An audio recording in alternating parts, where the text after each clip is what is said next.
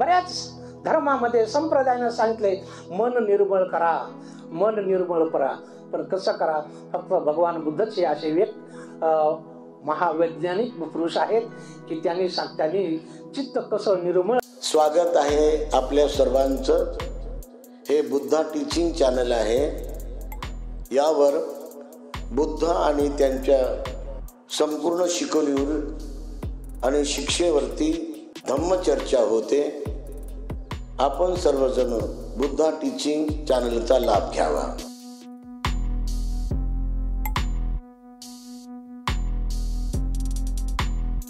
संपूर्ण जगाला शांतीचा संदेश देणारे महाकारुणिक तथागत सम्यक संबुद्ध, त्यांचा सद्धम्म आणि त्या सद्धम्माची गेली 2500 वर्षापासून सतत प्रचार आणि प्रसार कार्य करणारा तथागताचा भिक्खू संघ. तर या सर्वांना सर्वप्रथम मी अभिवादन करतो. आणि ज्यांच्यामुळे आज आपल्याला हे सौभाग्य प्राप्त झालेले आहे, सुखाचे दिवस पाहायला मिळत आहेत, असे आपल्याला सर्वांचे उद्धार करते परमपूज्य बोधिसत्व डॉक्टर बाबासाहेब आंबेडकर यांच्या समग्र धम्मक्रांतीला माझे संपूर्ण आयुष्य समर्पित करून आज या ठिकाणी माझे आज 12व्या ऑनलाईन धम्म परिषदेच्या निमित्तानं आज या बुद्ध पौर्णिमेच्या अनुषंगाने आयोजित 12वी धम्म परिषद, या धम्म परिषदेचे उद्घाटक पूज्य भिक्खू विशुद्धानंद बोधी, तसेच या धम्म परिषदेचे अध्यक्ष परमपूज्य भिक्खू डॉक्टर SR इंदवंशजी महाथेरो. आणि या परिषदेच्या निमित्ताने मला ही प्रथम संधी आज पूज्य भिक्खू इंदवंशजी महाथेरो यांच्या प्रयत्नाने आणि यांच्या प्रेरणेने मला आज हा प्रथम योग इथं मिळालेला आहे.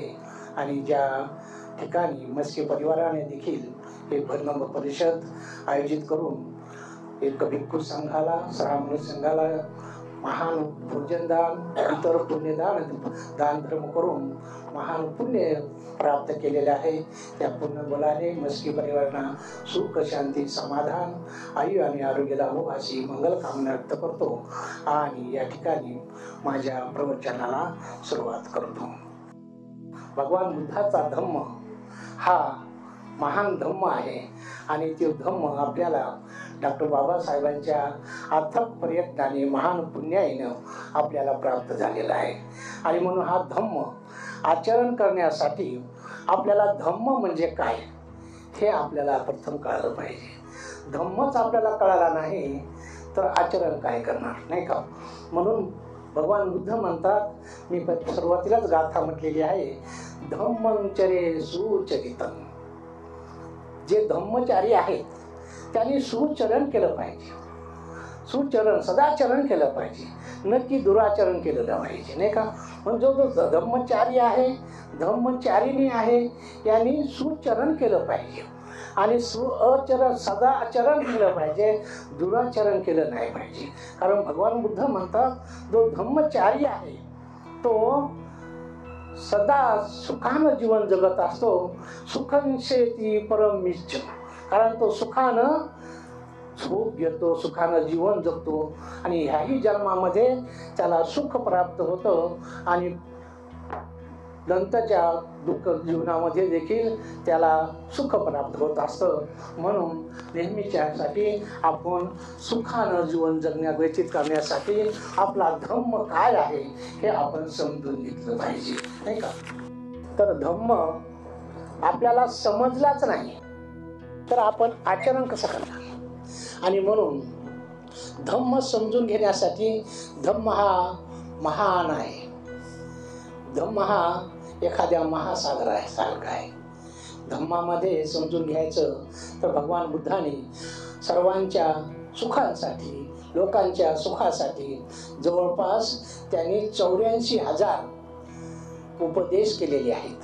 भगवान बुद्धाने स्वतः 82,000 उपदेश केलेले आहेत आणि त्यांच्या अग्रश्रावकांनी म्हणजेच अरहंत भिक्खूंनी 2,000 त्यांचे प्रवचन आहे, 2,000 त्यांचे उपदेश आहेत आणि असे मिळून संपूर्ण 84,000 उपदेश भगवंतांनी केलेले आहेत. आणि भगवंताचा धम्म म्हणजे भगवंतांना सर्व दुःख आहे आणि या दुःखाची निर्वाण केलं पाहिजे, दुःखाचं निर्मूलन केलं पाहिजे, हे दोनच संदेश भगवंतांनी दिलेले आहेत. सर्वांना भगवान बुद्ध म्हणतात दुःख आहे हे आपण मानलं पाहिजे आणि त्या दुःखाला नष्ट करण्याचा मार्ग देखील भगवंतांनी आपल्याला सांगितलेला आहे. म्हणून हा धम्म काय आहे, हा अथांग असा हा धम्म आपण 84,000 उपदेश भगवंताचे नाही वाचू शकत, नाही समजून घेऊ शकत, नाही का. कारण धम्म हा एखाद्या महान सागरासारखा आहे. जसा सागरामध्ये सर्व नद्या कुठं जाऊन मिळतात, सागरामध्ये मिळतात आणि सागरामध्ये नद्या मिळाल्यानंतर त्या स्वतःचं अस्तित्व गमावून बसतात. सागरात मिळाल्यानंतर आपण म्हणू शकत नाही की हे गंगेचं पाणी आहे, हे यमुनेचं पाणी आहे, हे सरस्वतीचं पाणी, असं आपण त्याचा ओळखू शकत नाही, नाही का. तसं भगवान बुद्धाच्या धम्मामध्ये जे कोणी धम्म स्वीकारील तो मग फक्त धम्मधारी होत असतो, त्याच्यामध्ये जात नाही राहत, नाही का. म्हणून आपल्या धम्मामध्ये सर्व जातीयता नाही, सर्व समान आहे. आपल्या धम्मामध्ये फक्त एकच जात आहे आणि ती आहे माणूस. आणि माणूस हा भगवान बुद्धाच्या धम्माचा केंद्रबिंदू आहे. आणि म्हणून आपल्याला भगवान बुद्धाचा धम्म जाणून घ्यायचा असेल तर समुद्राचं पाणी कसं आहे हे आपल्याला जर जाणायचं असेल तर समुद्राचं सर्व पाणी प्यायची आपल्याला गरज नाही, नाही का. एक थेंबभर पाणी जरी आपल्या जिभेवर टाकलं तर आपल्याला कळून जातं की समुद्राचं पाणी कसं आहे, खारट आहे, नाही का. तसा भगवान बुद्धाचा धम्म 84,000 उपदेश आपल्याला ऐकण्याची गरज नाही आणि आपण ते ऐकू शकत नाहीत आणि हे सगळं वाचन करण्याची गरज नाही. कारण 84,000 उपदेश म्हणजे त्रिपिटक आहे आणि या त्रिपिटकाचे 3 भाग आहेत. त्याच्यामध्ये एक सुप्त पिटक आहे, त्याच्यामध्ये विनय पिटक आहे, त्याच्यामध्ये अभिधम्म पिटक आहे. हे तिन्ही मिळून हा भगवंताचा धम्म झालेला आहे, नाही का. त्याला म्हणतो आपण त्रिपिटक. त्रिपिटक आपण वाचणं शक्य आहे का. बाबासाहेबांनी संपूर्ण त्रिपिटक अभ्यास केला आणि त्या अभ्यासातून त्यांचा सार बुद्ध आणि त्यांचा धम्म बाबासाहेबांनी लिहिलेला आहे. आपण बुद्ध आणि त्यांचा धम्म जरी अभ्यासला, आत्मसात केला, त्याचं चिंतन मनन केलं तरी आपल्याला भगवंताचा धम्म कळू शकतो, नाही का. परंतु म्हणून भगवान बुद्धाने आपल्याला त्यांचा हा जो धम्म आहे संपूर्ण 84,000 उपदेश वाचण्याची किंवा त्यांचे वर्णन करण्याची आपल्याला आवश्यकता भगवंताने सांगलेली नाही. तर भगवान बुद्ध म्हणतात भगवान बुद्धाच्या एका गाथेमध्ये हा संपूर्ण धम्म भगवंताने समजून सांगितलेला आहे. कोणती गाथा आहे ती सर्वांना माहीत आहे, सर्व म्हणतो आपण, सर्वांना पाठ आहे. पण त्या गाथेचा मतितार्थ काय आहे, त्या गाथेचा भावार्थ काय आहे. नुसती गाथा ऐकून त्याचा भावार्थ आपल्याला माहीत असणं गरजेचं आहे. आणि माहीत असली तरी त्यानुसार आपण आचरण केलं तरच आपण धम्माचं आचरण केल्यासारखं होऊ शकतं. म्हणून ती गाथा मी तुम्हाला समजून सांगणार आहे. कोणती गाथा आहे ती. सब पापस अकरणं कुशलस उपसंपदा सचेत परियोदपनं एतं बुद्धानुशासन. बुद्धानुशासन ही बुद्धाची शिकवण आहे, हा बुद्धाचा धम्म आहे, हे बुद्धाचं तत्वज्ञान आहे. काय तत्वज्ञान आहे भगवान बुद्धाचं. सब पापस अकरणं म्हणजे काय. सब भगवान बुद्धाने 3 तत्व सांगितले आणि 3 तत्वामध्ये संपूर्ण धम्म सामावलेला आहे. हे एक गाथा जरी आपण आत्मसात केली आणि त्यानुसार जर आचरण केलं तर आपण खरे बुद्धिस्ट होऊ शकतो, बुद्धाचे उपासक होऊ शकतो. आणि म्हणून त्या काळामध्ये एक अडाणी भंते होते, त्यांना धम्माचं तेवढ्या सगळ्या गाथा येत नव्हत्या आणि इतर भिक्खू त्यांना चिडवत होते. आणि एका कार्यक्रमाला म्हणून भगवान बुद्धाला त्यांची क्यू आली आणि त्यांना जवळ बोलवलं आणि पट्टीसेन नावाचा ते बनते होते. आणि मग भगवान बुद्धानं त्यांना जवळ बोलवलं आणि म्हणजे इतर भिक्खू बनते तुझी चेष्टा करतात, तुझी छळ काढतात की तू अडाणी आहे, तुला काय येत नाही, तर तू काय कर, ही गाथा फक्त पाठ कर आणि गाथेचा अर्थ तू पाठ करून समजून घे आणि त्यानुसार आचरण कर. तर त्यानुसार त्यांनी ती गाथा पाठ केली, त्यानुसार त्यांनी आचरण केलं आणि तो आनंद झाला एका गाथेमुळं. कारण एक गाथा म्हणजे संपूर्ण धम्म आहे. म्हणून ह्या गाथेमध्ये भगवान बुद्धानं 3 तत्व सांगितलेले. कोणते 3 तत्व आहेत? सब पापस अकरणं हे एक तत्व, दुसरं कुशलच उपसंपदा हे दुसरं तत्व, आणि तिसरं संचित पर्योदपनं एतं बुद्धान साध्यं. तर पहिली गोष्ट भगवंताने सांगितली सब पाप अकरणं. सब पाप म्हणजे सर्व प्रकारचे पाप न करणं, सर्व प्रकारचे पाप न करणं. सर्व प्रकारचे पाप कोणते कोणते पाप कर्म करतो आपण? तर आपण 3 प्रकारे पाप करतो, 3 प्रकारे आपण पाप कर्म करतो. तर सर्वप्रथम सांगितलेलं आहे सब पापस अकरणं. कोणते कोणते पाप करतो? 3 प्रकारे पाप करतो आपण. पहिलं कायेनं पाप कर्म करतो, काया म्हणजे शरीर.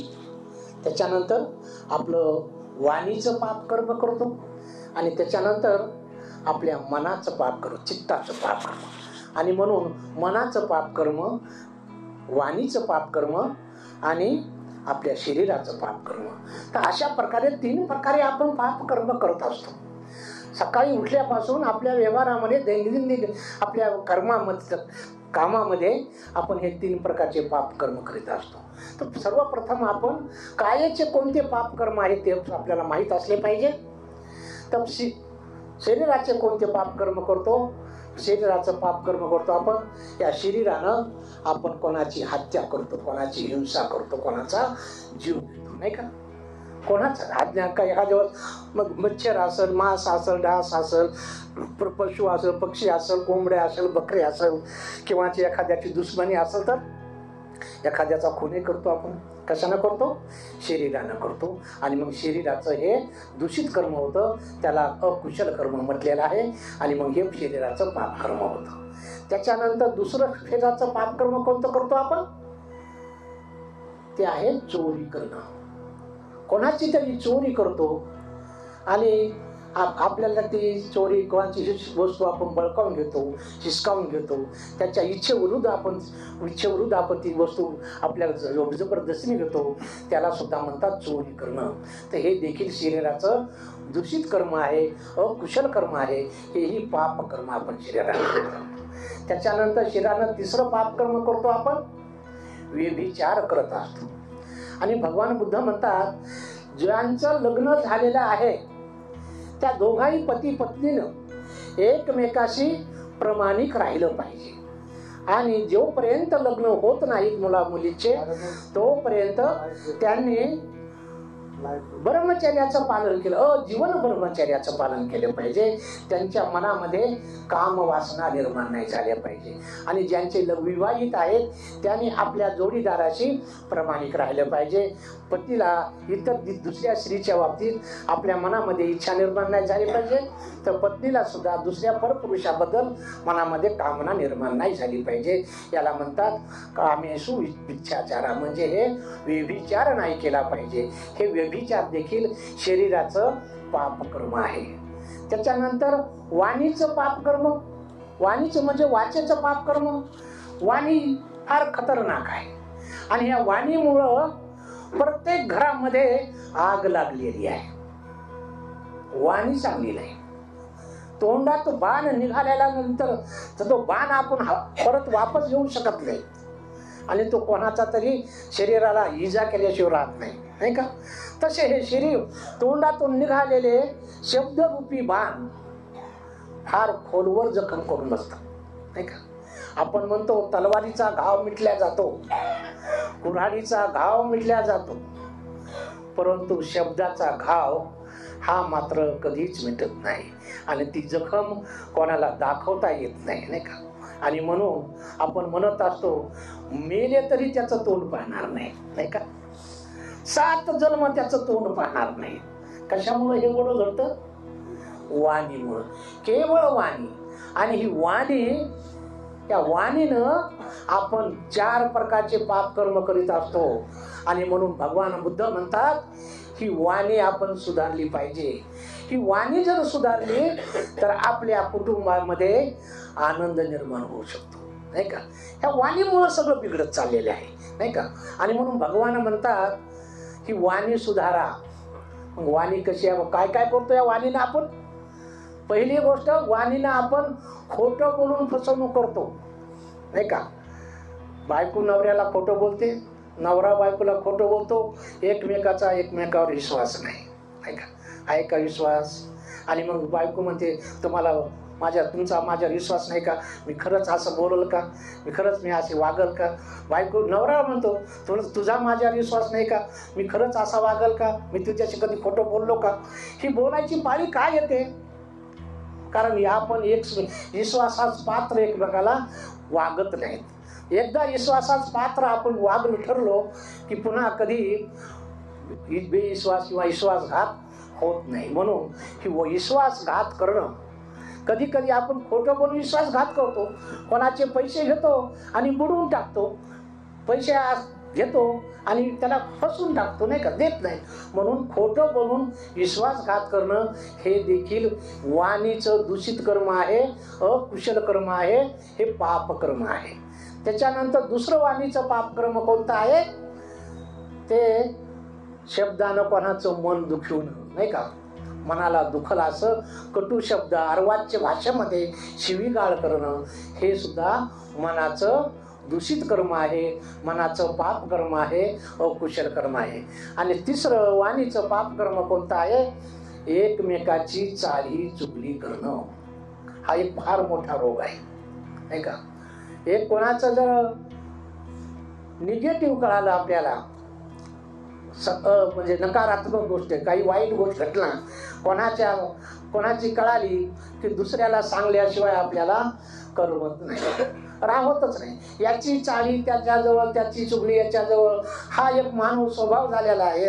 आणि त्याच्यामुळं संपूर्ण समाजातलं वातावरण दूषित होतं. एकमेकाबद्दल जी आपुलकी आहे, जो एकोपा असायला पाहिजे, हा जो जिव्हाळा असायला पाहिजे, तो जिव्हाळा राहत नाही. आणि म्हणून भगवान बुद्ध म्हणतात वाणीचे कर्म आपण सुधारले पाहिजे, एकमेकाची चाल ही चुगली केली नाही पाहिजे, नाही का?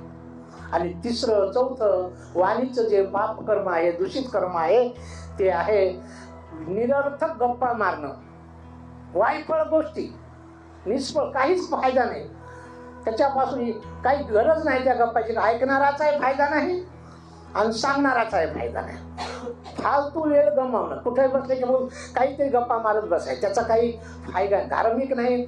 तर नेहमीसाठी भगवान बुद्ध म्हणतात आपण धर्माबाबत गप्पा केल्या पाहिजे. आपण नेहमी मिथ्या गोष्टी केल्या नाही पाहिजे. आपण नेहमीसाठी धार्मिक गप्पा केल्या पाहिजे, धर्माच्या गोष्टी केल्या पाहिजे, धर्माचं श्रवण केलं पाहिजे. आणि म्हणून हे तिसरं कर्म आहे नेहमीसाठी. चौथं कर्म नेहमीसाठी गप्पा मारणं. तर हे वाणीचं चौथं कर्म आपण, म्हणजे वाणीचे 4 कर्म जे आहेत, एक खोटं बोलणं, कोणाच्या मनाला दुखल असं बोलणं, चाळी चुगली करणं आणि फालतू गप्पा करत बसणं, हे 4 कर्म आपण जर केले नाही तर वाणीचे सगळे जे कर्म आहेत ते कुशल कर्म होऊ शकतात. आपण अकुशल कर्म करू होत नाहीत आपल्या हातून. आणि म्हणून या ठिकाणी तिसरं जे कर्म आहे ते आहे चित्ताचं कर्म. चित्त म्हणजे काय? चित्त म्हणजे मन, आपलं मन. आपल्या मनामध्ये देखील पापाचे 3 कर्म करतो. मनाने देखील 3 प्रकारचे आपले पाप कर्म असतात. कोणते कोणते 3 मनामध्ये पाप कर्म आहेत? एक आहे राग, तर दुसरं आहे लोभ आणि तिसरं आहे द्वेष. हे 3 प्रकारचे. कोणी आपल्या मनासारखं नाही वागलं, नाही वागलं तर त्याच्याबद्दल आपल्यामध्ये राग उत्पन्न होतो. आणि म्हणून आपण आपल्या मनामध्ये राग उत्पन्न होतो आणि त्याच्याबद्दल आपल्या मनामध्ये द्वेषाची भावना उत्पन्न होते. आणि म्हणून मनामध्ये राग उत्पन्न होतो, त्याच्याबद्दल कधी प्रेम वाटत नाही, त्याच्याबद्दल गोडी वाटत नाही. आणि द्वेषामुळे आपण तो माणूस दिसला की आपल्या मनामध्ये आपल्या कपाळावर आठ्या ओढत पडतात की हा माणूस कशाला दिसला मला, नाही त्याच्याबद्दल कधीच प्रेम वाटत, कधी आपुलकी वाटले. दिसला की त्याच्याबद्दल आपल्यामध्ये नेहमी द्वेषाची भावना असते. आणि लोभाची सुद्धा आपल्या मनामध्ये लोभ उत्पन्न होतो. कुठली कितीही आपल्याकडं पैसा आहे, काही असलं तरी आपल्या कुठली एखादी नोट आपल्याला दिसली रस्त्यामध्ये पडलेली की लगेच आपल्या मनामध्ये लोभ उत्पन्न होतो आणि ती आपण उचलून घेतो. हा मनामध्ये लोभ होतो. आणि म्हणून हे मनाचे देखील पापकर्म आहेत. आणि सगळे विकार जे आहेत ते कुठं उत्पन्न होतात? आपल्या मनामध्ये उत्पन्न होतात. आणि सर्व मनाचं विकाराचं उगमस्थान जे आहे ते आपलं मन आहे. आणि म्हणून हे मनाचे मन हे 3 विकार जे आहेत ते मन आपलं हे 3 विकार जर आपण उत्पन्न नाही केले तर आपलं मन निर्मळ होऊ शकतं. आणि आपले हे मनाचे 3 प्रकार करून म्हणजे पाप कर्म आपल्या हातून होत नाहीत. आणि मग बाकीचे आपले सगळं कुशल कर्म आपल्या हातून घडत असतात. म्हणून भगवान बुद्धानं सांगितले हे 10 प्रकारचे पाप कर्म आपण नाही केले पाहिजे. कोणते कोणते 10 कर्म आहेत? शरीराचे 3, चोरी करणं, व्यभिचार करणं आणि कोणाची हत्या हिंसा करणं, नाही का, हे शरीराचे 3 कर्म. वाणीचे तोंडाचे 4 कर्म कोणते? खोटं बोलणं, कोणाच्या मनाला दुखल असं बोलणं, त्याच्यानंतर कोणाची चाडी चुगली करणं आणि वायफळ गप्पा मारणं, हे शरीर वाणीचे 4 कर्म.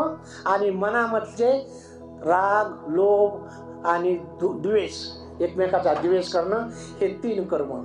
असे हे पाप कर्म जर नाही केले तर आपल्या हातून कुठलेही पाप कर्म करायचे होत नाही. म्हणून भगवान बुद्धाने जे म्हटलेले आहे सब पापस अकरणं. तर काय अकरणं काय आहे? म्हणजे काय करायचं नाही तर हे 10 पाप कर्म करायचे नाहीत. मग करायचे काय? हे अकरणं आहे, हे अकरणीय आहे. तर मग करणीय काय आहे? मग करायचंय काय? तर करायसाठी काय सांगितले भगवंतानं? हिंसा करू नका. तर काय म्हटले? तर संगोपन करा, प्राणी मात्रावर दया करा, नाही का, त्यांना जीवदान द्या, त्यांना संरक्षण द्या, त्यांना अभयदान द्या, नाही का, हे अभयदान द्या म्हणतात. त्याच्यानंतर चोरी करायची नाही. तर करायचं काय? मग चोरी अकरणीय आहे. तर करायचं काय? चोरी नाही करायची. तर काय करायचं? मग दान करा. दान करायची जर आपल्या मनाला सवय लागली तर लोभ कमी होतो, स्वार्थ कमी होतो. आणि मग आपल्याला दुसऱ्यांसाठी उपकारासाठी आपण ध्यान करण्याची आपली मनाची प्रवृत्ती वाढत जाते. आणि म्हणून चोरी जो माणूस स्वार्थी आहे, स्वार्थापोटीच माणूस चोरी करत असतो, नाही का. आणि म्हणून चोरी करायची नाही. तर काय करायचं? मग दान कर्म करा. आपल्या स्वतःच्या मालकीची जी काय वस्तू असेल, मग अन्नदान आहे, भोजन दान आहे, पाणी दान आहे, रक्तदान आहे, अवयव दान आहे, विद्ये पुस्तक काय लेकराला शिक्षणासाठी पुस्तकं नसतील, विद्येचं दान देऊ शकतो, पुस्तकाचं दान देऊ शकतो. तर अशा प्रकारचं दान करा. काम व्यभिचार करायचा नाही. तर काय करायचं? मग त्याच्यासाठी ब्रह्मचर्याचं पालन करायचं. ब्रह्मचर्याचं पालन करणं म्हणजे पती पत्नीनं एकमेकाशी एकनिष्ठ जरी राहिलात तर ब्रह्मचर्याचं पालन होते. मनामध्ये दुसऱ्याच्या बाबतीत आपल्या मनामध्ये वासना उत्पन्न नाही झाल्या पती पत्नीच्या, तर त्या सुद्धा एकमेकाशी निष्ठ राहिले तरी ते ब्रह्मचर्याचं पालन केल्याचा त्याचं पुण्य मिळतं आपल्याला. म्हणून हे सुद्धा करायचं, म्हणजे ब्रह्मचर्याचं पालन करायचं. दुसरी गोष्ट सांगितली भगवंताने मानीचे, तर खोटं बोलायचं नाही. तर काय करायचं? नेहमीसाठी सत्य बोलायचं राहायचं. सत्य बोलणाराची साथ धरायची. सत्य कोणी जर खोटं बोलायचं जर आपल्याला कोणी मजबूर करीत असेल तर त्याला आपण बळी पडायचं नाही. म्हणून नेहमीसाठी सत्य बोलायचं. कोणाला मनाला दुखल असं शब्द भाषा वापरायची नाही. तर कशी भाषा असली पाहिजे? आपली मधुर भाषा असली पाहिजे, शुद्ध प्रेमळ भाषा असली पाहिजे, कोमल शब्द आपल्या मनात वाणी असली पाहिजे. तर अशा प्रकारचे आपण आणि चाली चुगली करायची नाही. कोणाच्या आपण ज्या निगेटिव्ह गोष्टी असतात त्या सांगतो आपण, तर पॉझिटिव्ह गोष्टी सांगल्या पाहिजे. कोणाच्या सद्गुणाचं आपण वर्णन केलं पाहिजे, गुणगान गाणं पाहिजे, त्यांचा सत्कार केला पाहिजे, त्याचं आपण चांगल्या गुणाचं आपण वर्णन केलं पाहिजे. प्रत्येक माणसामध्ये कधी चांगलेही गुण असतात तर काही वाईटही गुण असतात, पण आपण वाईटच पाहतो आणि वाईटाचं सगळे सांगत सुटतो. त्या माणसाचे चांगले गुण आपण पाहत नाही आणि चांगले गुण कधी कोणाला सांगत नाही. म्हणून आपली दृष्टी कशी असली पाहिजे, प्रत्येकामध्ये चांगलं काय आहे ते आपण इतरांचं पाहिलं पाहिजे आणि त्यांना सांगलं, अरे हा माणूस फार चांगला आहे, त्याच्यामध्ये हा सद्गुण आहे.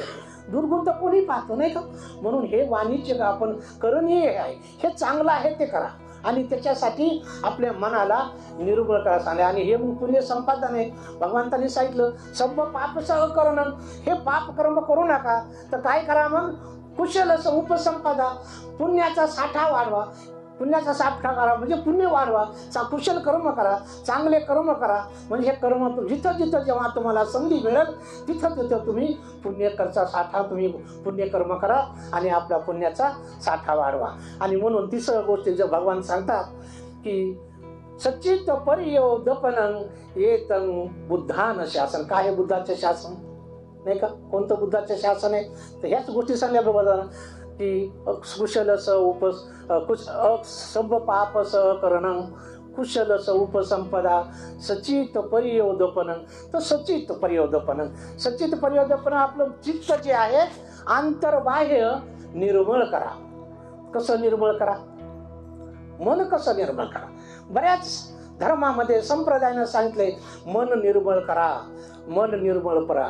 पण कसं करा, फक्त भगवान बुद्धचे असे महावैज्ञानिक पुरुष आहेत की त्यांनी चित्त कसं निर्मळ करायचं हा स्वतःच्या अनुभवातून सांगितलेला आहे. जसं आपल्या शरीराला घाण लागली की आपण साबण लावतो, आंघोळ करतो, कपडे मळाले कपड्याला साबण धुवून काढतो. मग आपण मन मळालं तर त्याला कसं घ्यायचं, मन कशानं मळतं, मनामध्ये कोणती घाण आहे, मनामध्ये द्वेष आहे, मनामध्ये राग आहे, मनामध्ये लोभ आहे, मनामध्ये ईर्ष्या आहे, मनामध्ये संशय आहे, मनामध्ये वासना आहे, मनामध्ये तिरस्कार आहे. ह्या अनेक ज्या वाईट घटना आहेत हे विकार आहेत आणि हे विकार आपल्या मनामध्ये आहेत आणि त्याच्यामुळे घरामध्ये कलह आहेत, समाजामध्ये भांडणं आहेत, प्रत्येक ठिकाणी हे कलह आहे. कलहाचं कारण हेच आहे, मन निर्मळ नाही, मन शुद्ध नाही. भगवान बुद्ध म्हणतात की आपल्या दुश्मनाबद्दल देखील तुम्ही मैत्री भावना केली पाहिजे, दुसऱ्याबद्दल देखील चांगलं हिताचं आपण त्याच्या शुभेच्छा त्याला दिल्या पाहिजेत. म्हणून त्याच्याबद्दल देखील भगवान बुद्ध मैत्री भावना करायला शिकतात. म्हणून हे मन निर्मळ करण्यासाठी भगवान बुद्धानं एक साबून दिलेला आहे आपल्याला आणि तो स्वतःच्या अनुभवातून दिलेला आहे. कोणता साबून आहे, तो आहे विपश्यना. नाही का, विपश्यना केली का कोणी याच्यापैकी? तुम्ही केली. किती केले शिबिर? 10 दिवसाचं एक शिबिर. कुठं गेलं? इगतपुरीला. अभिनंदन तुझं. तर अशा प्रकारे विपश्यना केल्याशिवाय आपल्याला खरा धर्म समजत नाही. आणि म्हणून गुरुजी म्हणतात धम्मधारी पुरुष हो, धम्मचारिणी नार, धम्मवान संतान हो, सुखी होय परिवार. त्या ज्या घरचा पुरुष धम्मधर आहे, धार्मिक आहे, स्त्री देखील पत्नी देखील धार्मिक आहे आणि मुलं देखील धर्माचं आचरण करणारी आहेत, तर त्या परिवारामध्ये ते परिवार कसा असू शकतो? सुखी असू शकतो. नाही का, कारण त्यांना जीवन काय आहे, जीवन कशासाठी आहे, जीवन जगायचा मार्ग काय आहे, जीवन जगण्याची काय कला आहे ते कळतं. नाही का, विपश्यना केल्याशिवाय आपण कसं जीवन जगायला पाहिजे, जीवन जगायचं कसं हे कळत नाही. आणि मग एकदा जीवन जगायचं कळालं तर मग मरायचं कसं हेही कळतं. मरायबद्दल आपल्याला भीती वाटत नाही. नाही का, आज सर्वात जास्त जर भीती कशाची असेल तर मरायची आहे. नाही का, आपल्याला मरायची भीती नसती तर आपण काही केलं असतं. साप चावला की माणूस मरतो, पण साप चावल्यानंतरही माणूस मरू शकत नाही. असं जर असतं तर लोकांनी साप गळ्यात घालून फिरले असते. नाही का, पण साप दिसला की 100 फुटांनी त्याला मारायसाठी धावतो आपण. नाही का, तो काय करतो? आपलं नुकसान काहीच करत नाही. नाही का, परंतु आपल्या मनात भीती आहे की तो चावेला की माणूस मरतो, म्हणून आपण त्याच्या द्वेषापोटी त्याला मारतो, नाही का? म्हणून भगवान बुद्ध म्हणतात प्रत्येक प्राण्यावर आपण मैत्री भावना केली पाहिजे आणि त्याच्यासाठी आपण विपश्यना केली पाहिजे. आणि म्हणून भगवान बुद्ध म्हणतात की ह्या जन्मामध्ये मानव जन्म फार थोड्या लोकांना हा मानव जन्म मिळतो. आपण जे आज वर्तमानामध्ये मनुष्य आहोत याचं कारण भूतकाळामध्ये आपलं काहीतरी पुण्य होतं आणि भूतकाळामध्ये जे आपलं कर्म बीज होतं, पुण्य कर्म होतं, त्या पुण्य कर्माचं फळ म्हणून आज आपण माणूस म्हणून चाकत आहोत. उद्या भविष्यात आपण मरणार आहोत आणि मग वर्तमानात जे आपलं कर्म असेल, चांगलं कर्म असेल तर चांगलं फळ येईल, नाही का? आणि मग चांगलं आपण आता जर काम चांगलं कर्म केलं तर भविष्यामध्ये आपण चांगल्या जन्माला जाऊ, म्हणजे सुगतीला प्राप्त होऊ. कारण जसं कर्म बीज तसं त्याचं फळ येणार आहे. गहू पेरले तर भात तांदूळ नाही, ते त्याला साडी येतील, भात येईल का त्याला? नाही. करडी पेरल्या तर हरभरे येणार नाही. आपण लिंबाचं झाड लावलंय आणि फळ आल्यावर आपण त्याला म्हणलं की आम्हाला आंबे दे, कसे आंबे देईल ते फळ? लिंबाच्या झाडापासून आपल्याला आंबे मिळतील का? नाही मिळू शकत. मग आपल्याला आंबे खायचे आहेत तर मग आपण कशाचं झाड लावायला पाहिजे? आंब्याचं झाड लावायला पाहिजे. म्हणून हे सगळं कशावर अवलंबून आहे? आपल्या मनावर. चांगलं कर्म आणि वाईट कर्म हे कुठं पैदा होतं? आपल्या मनामध्ये. जसे विचार तसे आचार होतात. आपल्या मनामध्ये जसे आचार विचार निर्माण झाले आणि त्या विचाराचा माणूस बनतो. आणि म्हणून चांगलं किंवा वाईट बनणारा माणूस हे त्याला कारणीभूत फक्त विचार आहे. शेती चांगली आहे, सुपीक शेती आहे आणि त्या शेतीमध्ये आपण काहीच पेरलं नाही तर शेती खालीच राहील का? ती काहीच उगवणार नाही का त्या शेतामध्ये? उगवल. काय उगवल? गवत उगवल, काँग्रेस गवत येईल, काटेपुडी झुडपं येतील, बिनकामाचं सगळंच काही उगवल. आपल्या कामाचं आहे का ते? नाही. पण आपल्या कामाचं जर काही आकार आपल्याला पाहिजे असेल तर आपल्याला त्याला काय करावं लागेल? त्याला नांगरटी करावं लागेल. त्यातल्या काडी कचरा सगळं झाडं झुडपं काढून शेत निर्मळ करावं लागेल. त्याला वखरावं लागेल. पाऊस पडल्यानंतर सगळे ढेकळं पडून जमीन भुसभुशीत करावं लागेल. पाणी पेटल्यानंतर त्याच्यामध्ये पेरणी करावं लागेल. पेरणी केल्यावर म्हणजे झालं का? ते पीक येईपर्यंत आपल्याला त्याचं रक्षण करावं लागेल, नाही का? आणि मग पीक आल्यानंतर ते कडबाची मळणी करावं लागेल. मग ते शेतात घरी आणावं लागेल, आणतो आपण आणि मग त्याच्या आपण पोळ्या करून खातो, नाही का? एकदमच पोळ्या तयार होतात का? मग पोळ्या खाण्यासाठी आपल्याला किती गावाची निगा करावं लागते, जमिनीची निगा किती करावं लागते. मग तसंच आपल्या मनाचं सुद्धा आहे. मन सुद्धा आपलं सुपीक आहे, चांगलं मन आहे. परंतु ह्या मनाला आपण जर चांगल्या विचाराचा खुराक नाही दिला तर ह्या मन आपलं खाली राहत नाही. ह्या मनामध्ये वाईट विचार आपोआप येतात. चांगल्याचे सहवासात आपण जर नाही राहिलो तर वाईटाचा सहवास लागतो आणि माणूस वाईट बनतो.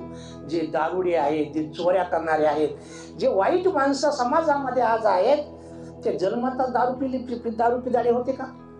नाही का? कुठले व्यसन, ज्या व्यसनी माणसं आहेत हे जन्मातच व्यसनी होते का? मग हे व्यसन कसं लागले? व्यसन लागण्यासाठी कुठं कोचिंग क्लासेस असे आहेत का? इथं तुम्हाला दारू पिण्याचं कोचिंग ट्युशनला मिळेल, नाही का? असं कुठं आहे का बोर्ड? पण दारू सोडण्यासाठी व्यसन मुक्ती केंद्राचे आहेत का नाही? कुठलं व्यसन जर सोडायचं असेल तर काही ठिकाणी व्यसन मुक्ती केंद्राचे बोर्ड आपण पाहतो, नाही का?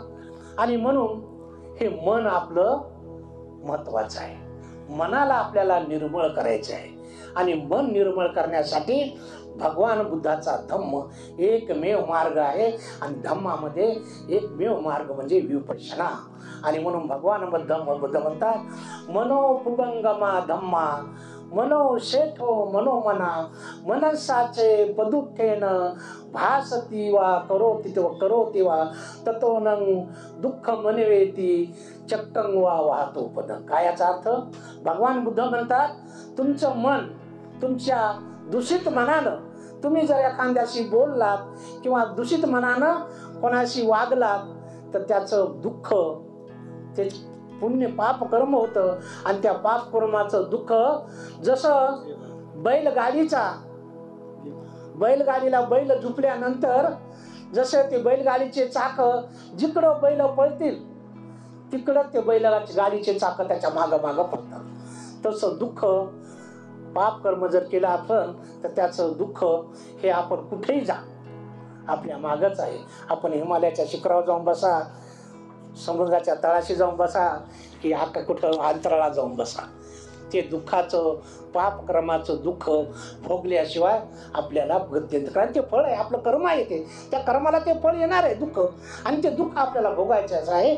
आणि मग त्याच्यासाठी भगवान बुद्ध म्हणतात, तुम्ही पवित्र मनानं, निर्मळ मनानं, चांगल्या मनानं तुम्ही जर एखादं कर्म केलं किंवा कोणाशी काही बोललात तर त्याचं पुण्यकर्म होतं आणि त्या पुण्यकर्माचं फळ सुख येतं. आणि ते सुख जसं आपली सावली कधीच आपली साथ सोडित नाही तसं ते सुख आपली कधीच मरेपर्यंत सावली सोडत नाही, ते मेल्यानंतरही आपली सावली सोडत नाही. जिथं जिथं आपला जन्म होईल तिथं तिथं ते सुख आपल्या बरोबरच येतं. बघा, सावली आपली दुपार जरी झाली तर सावली कुठं असते? आपल्या पायाखाली असते, नाही का? आपण मेलो तर सावली सरणाची पण असते ना, मेल्यावर आपली असते. नंतर ज्या दिवशी आपण तिसऱ्या दिवशी अस्थि विसर्जनाला जातो, इतकीच हड्डी असते, त्या हड्डीला पण सावली असते का नाही? तेवढी सावली असते, नाही का? म्हणजे साथ सोडते का आपल्याला? म्हणून हे कर्म कोणतं करायचंय हे फक्त आपल्या मनावर अवलंबून आहे. आणि म्हणून भगवान बुद्ध म्हणतात, तुम्ही दुःखी आहात, सुखी आहात, याला कारणीभूत कोण आहे? दुसरं कोणी नाही, कारणीभूत फक्त आपणच आहोत. वाईट कर्म करत असो आपण तर त्याचं दुःख आपल्याला भोगावंच लागणार आहे. आणि म्हणून आपल्याला दुःख पाहिजे का सुख पाहिजे याचा आपण विचार करायचा आहे. आणि आपलं कर्म कसं सुधारायचंय हे आपण ठरवलं पाहिजे. आणि मग त्याच्यासाठी आपण विपश्यना केली पाहिजे. धम्म विपश्यना केल्याशिवाय समजत नाही. आणि म्हणून बाबासाहेबांना सुद्धा एका भाषणात म्हटलेलं आहे की रेडा, बैल आणि माणूस याच्यामध्ये फरक आहे का नाही? रेड्याला कडबा लागतो, वैरण लागते, दिवसभर खातो, संध्याकाळी झोपतो, वयात आला की पिल्ले वासरं पैदा करतो. पक्षी बी कांडे देतात, पिल्ले तयार करतात, नाही का? माणूसही बी लग्न झालं की मुलं तयार करतात. मुलाचं लहानवाचं मोठं करणं, तसं करणं, त्याचं लग्न करणं, पुन्हा त्या नातू हे ते सगळं पैदा करणं, म्हणजे दिवसभर काम करायचं, संध्याकाळी झोपायचं, संतती निर्माण करणं, आणि वय संपलं की मरून जाणं. प्राणी हेच करतात आणि माणसंही तेच करतात. पण माणसाला एक अवयव जास्तीचा आहे, ते म्हणजे आपलं मन, नाही का? बुद्धी आहे, मन आहे. आणि म्हणून त्यांच्यात आपल्यात फरक आहे. आणि म्हणून आपण काय केलं, आपल्याला सत्य काय आहे, चांगलं काय आहे, वाईट काय आहे हे आपण जाणू शकतो. म्हणून 3 गोष्टी आपण नेहमीसाठी केल्या पाहिजेत. त्या म्हणजे आपण करू शकत नाही, इतर प्राणी करू शकत नाहीत, म्हणून आपण 3 गोष्टी आपण केल्या पाहिजे. कोणत्या? कारण आपण माणूस आहोत. पहिलं केलं पाहिजे, आपण पुण्यकर्म करायला शिकलं पाहिजे. जे पुण्य आहे त्या गोष्टी आपण केल्या पाहिजेत. त्याच्यानंतर आपण शिलाचं पालन केलं पाहिजे. शिलाचं पालन, 5 शिलाचं पालन केलं पाहिजे. आणि त्याच्यानंतर आपण ध्यान साधना केली पाहिजे. ह्या 3 गोष्टी आपण, पशु पक्षी दान करू शकत नाहीत, पशु पक्षी शिलाचं पालन करू शकत नाहीत, माणूस करू शकतो. आणि विपश्यना ध्यान साधना देखील पशु पक्षी करू शकत नाहीत. आणि म्हणून माणूसच हा ध्यान साधना करू शकतो, विपश्यना करू शकतो. म्हणून आपण सुखी जर बनायचं असेल तर आपण ह्या 3 गोष्टी आपण नेहमीच आपल्या लक्षात ठेवल्या पाहिजे आणि त्या गोष्टी आपण आपल्या जीवनात केल्या पाहिजे. आज या ठिकाणी पूज्य बंतीजी, डॉक्टर इंदवंशीजी यांनी या ठिकाणी 12वी ऑनलाईन धम्म परिषद आयोजित केली. आणि त्यांच्या मत्स्य परिवाराने देखील या ठिकाणी त्यांच्या निवासस्थानी एक सर्व भिक्खू संघाला निमंत्रित करून महान पुण्य प्राप्त केलेलं आहे. हे महान पुण्य आहे त्यांचं. ह्या पुण्याचा आपण कधीही आठवण करा. जे पुण्यकर्म करतो आपण कधीही आठवण केली, आता आपल्या मनाला आनंदच उत्पन्न होतो. दुःख उत्पन्न होणार नाही, नाही का. आणि म्हणून हे पुण्यकर्म त्यांनी केलेले आहे. या पुण्यबलाने त्यांना सुख, शांती, समाधान, आयुष्य आणि आरोग्य लाभो अशी या ठिकाणी मी मनोकामना, मंगल कामना व्यक्त करतो. आणि माझे गुरुवर्य दिंडवंशी यांनी या ठिकाणी 12वीत ऑनलाईन धम्मपरिषदेचं आयोजन करून मला माझ्यासारख्या एका नवख्या भिक्खूला या ठिकाणी ऑनलाईन धम्मदेशना देण्याची संधी उपलब्ध करून दिली. त्याबद्दल मी त्यांचेही मनपूर्वक आभार व्यक्त करतो. आणि तुम्हा सर्वांना पुन्हा एकदा मंगलकामना व्यक्त करून माझं प्रवचन या ठिकाणी समाप्त करतो. सर्वांचं कल्याण हो, सर्वांचं भलं हो, सर्वांचं मंगल हो. सभी सत्ता सुखी होतो, सभी सत्ता सुखी होतो, सभी सत्ता सुखी होतो.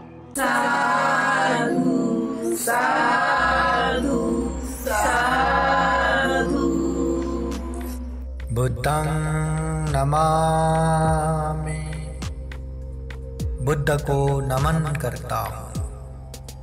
धम्मं नमामि, धम्म को नमन करता हूँ. संघं नमामि, संघ को नमन करता हूँ.